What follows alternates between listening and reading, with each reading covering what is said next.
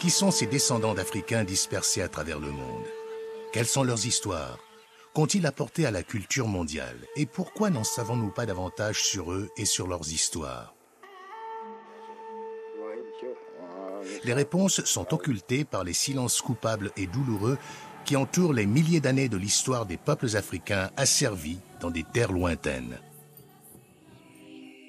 Sachant que le fait de ne tenir aucun compte d'événements historiques fondamentaux risquait d'être un obstacle à la paix et à la compréhension mutuelle, l'Organisation des Nations Unies pour la science, l'éducation et la culture a décidé de briser le silence autour de la traite négrière et l'esclavage. En 1994, l'UNESCO a créé le projet La Route de l'esclave afin de mettre en relief l'importance de cette tragédie et de ses incidences sur le monde moderne. Au centre de notre action est menée une campagne visant à élargir la sensibilisation aux multiples causes et modalités de la traite transatlantique des esclaves, ainsi qu'à l'esclavage dans l'océan Indien et en Méditerranée. Ceux qui oublient ou nient leur histoire sont en effet voués à la répéter. Les traites des esclaves qui ont littéralement changé la face du monde ne représentaient pas la première grande migration hors de l'Afrique. La première diaspora africaine fut la migration des ancêtres de l'espèce humaine qui, il y a 100 à 150 000 ans, partirent de l'Afrique pour peupler le reste de la Terre. C'est une erreur de penser qu'il y ait eu une seule diaspora africaine, que la diaspora africaine soit liée uniquement à la traite des esclaves. L'Afrique est le berceau de l'humanité. Et c'est ainsi que partant de l'Afrique, des millions de personnes prirent le chemin de l'Europe, des millions d'autres celui de l'Asie. Ce qui est important dans ce mouvement, c'est le fait qu'il n'était pas forcé. Il n'avait rien à voir avec un quelconque préjugé racial, sous une forme ou une autre. Si on limite l'apport africain à ces routes de l'esclavage, on commet une erreur historique, une erreur humaine et une erreur idéologique. Et c'est dans ce sens que revoir cette histoire, c'est la refonder dans cette vision, je dirais sur la très longue durée, la vision humaine du substrat africain de notre société. Le déplacement forcé sur une grande échelle et à de grandes distances d'Africains réduits en esclavage commença il y a plus de 1500 ans avec la traite transsaharienne des esclaves et celle qui se pratiquait autour de la mer Rouge et de l'océan Indien. Une des particularités de la traite d'esclaves dans l'océan Indien, c'est que la population servile n'était pas composée uniquement d'esclaves africains. Il y avait aussi une traite d'esclaves issus de l'Inde et du sud-est asiatique.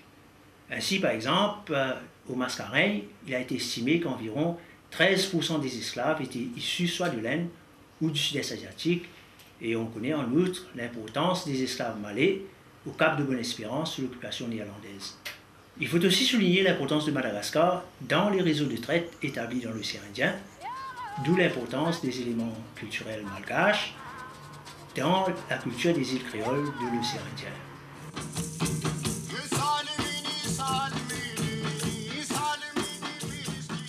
Des Africains de l'Afrique orientale, de la Corne dans le nord jusqu'au Mozambique dans le sud ont migré ou ont été transportés contre leur gré vers diverses régions de l'Inde, où ils sont connus collectivement sous le nom de Sidi. Les nôtres furent emmenés en Inde il y a 800 ans en tant qu'esclaves, soldats et hommes d'affaires.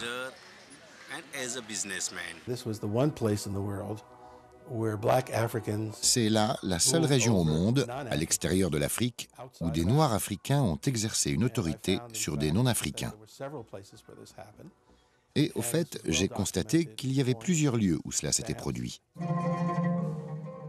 Les Africains se trouvaient aussi dans l'ensemble de l'Empire ottoman qui dura du XVIe au XIXe siècle.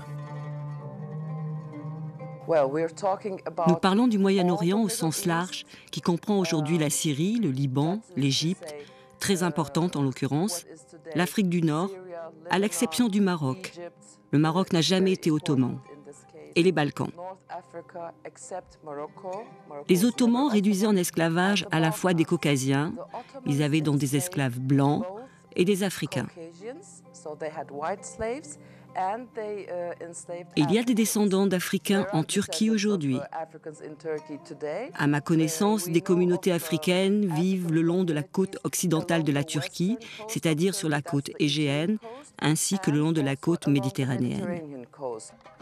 Les Européens qui réduisirent en esclavage des Africains dans leurs colonies des Amériques avaient en fait commencé à le faire au milieu du XVe siècle, plus de 50 ans avant de développer la traite transatlantique des esclaves.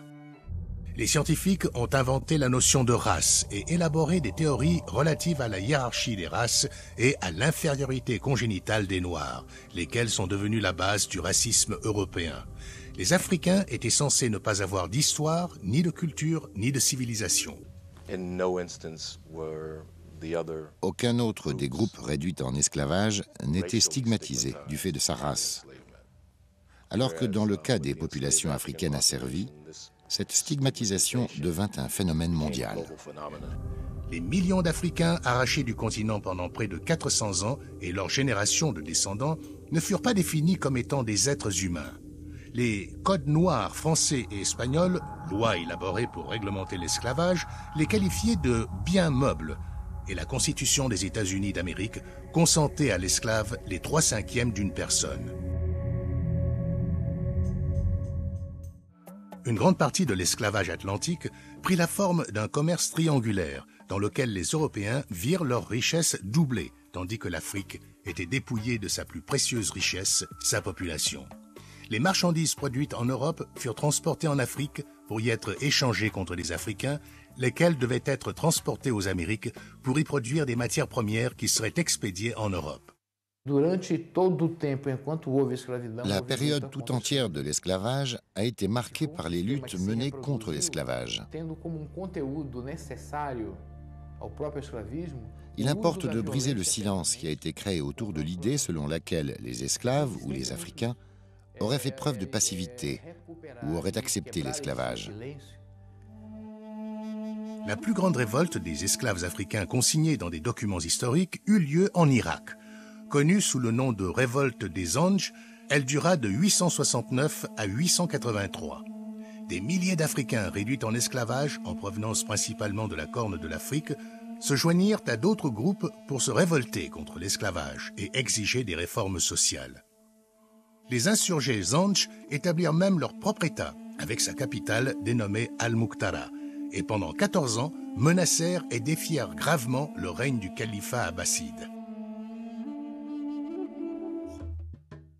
Haïti devint la première république noire libre et la première république des Amériques à abolir l'esclavage.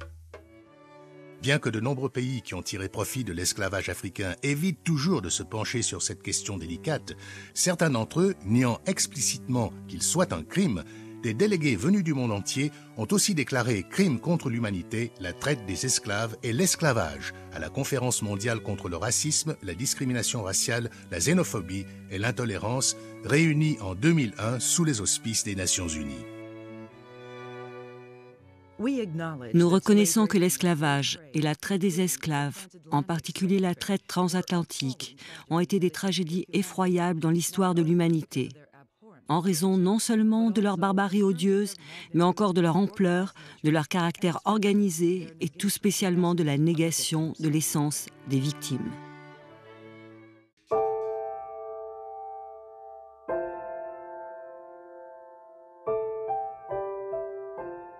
En dépit de la manière moins qu'enviable dont ils quittèrent le continent pour essaimer dans le monde au cours de la deuxième diaspora, les Africains devinrent les premiers peuples mondialisés de l'ère moderne. Un lien humain et culturel entre l'Afrique, continent des origines humaines, et l'Asie, le Moyen-Orient, l'Europe et les Amériques.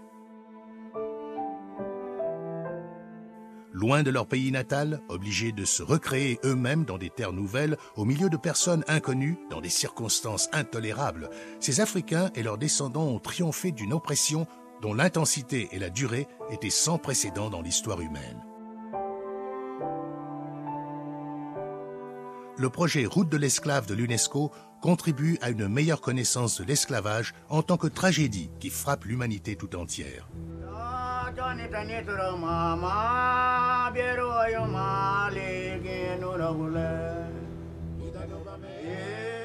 En comprenant ce chapitre silencieux de l'histoire mondiale, nous pouvons mieux saisir la généalogie qui lie la traite des esclaves à d'autres crimes contre l'humanité et à de nouvelles formes d'asservissement.